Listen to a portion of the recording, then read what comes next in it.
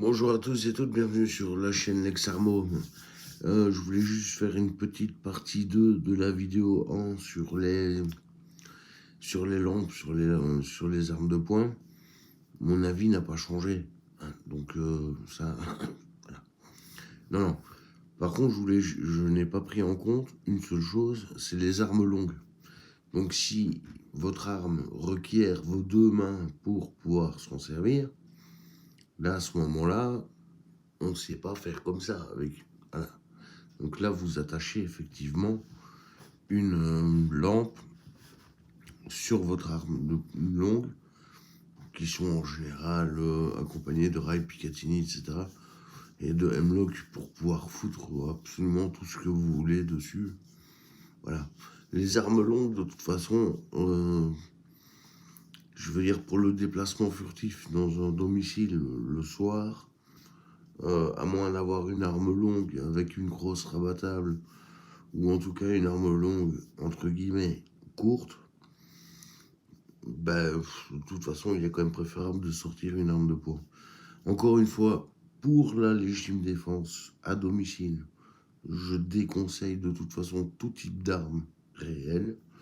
Je conseille évidemment de se tourner vers les répliques à 20, 40 joules avec des sparklets ou une sparklet de 80 grammes.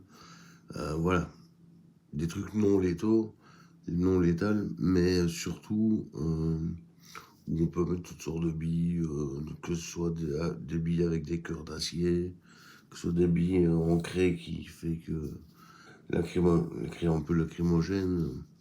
Voilà, et moi je conseille, si vous utilisez ce genre de technique pour vous défendre, mettez tout type de billes dedans. Comme ça, vous prenez, le mec il prend un peu de tout, quoi. Donc voilà. C'était juste une petite remise au point. Donc, arme courte, on met sa lampe de poche, l'arme comme ceci.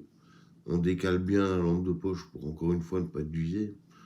Par contre, sur une arme longue, ben voilà, c'est sûr que là, vous en aurez besoin. Voilà. J'espère que tout a été dit. Si vous avez des questions, si vous avez des trucs, n'hésitez pas à l'espace commentaire là. Si vous avez même des idées pour des futures vidéos, je prends aussi.